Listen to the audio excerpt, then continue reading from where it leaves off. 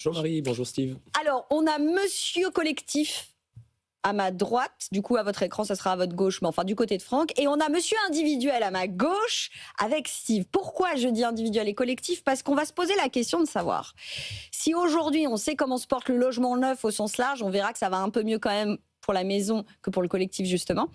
Mais bon, on va le dire globalement, on est loin des meilleures années de l'histoire du logement neuf. Du coup, ma question, elle est très simple. Est-ce que ça vaut encore le coup de faire un investissement locatif dans le logement neuf? Je vais démarrer avec Franck, forcément, parce que l'état du marché du logement neuf, et en particulier du collectif, il n'est pas bon.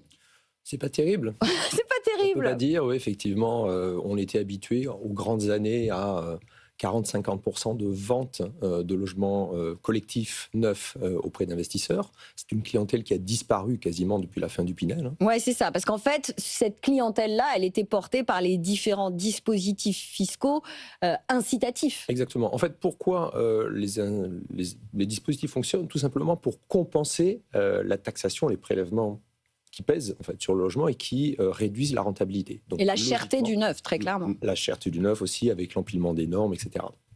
De 40-50% de résa, on est tombé à 18%, je crois, l'année dernière. Cette année, si on arrive à 12%, c'est-à-dire grosso modo 10 000 logements collectifs vendus d'investisseurs, ça sera le bout du bout. Donc effectivement...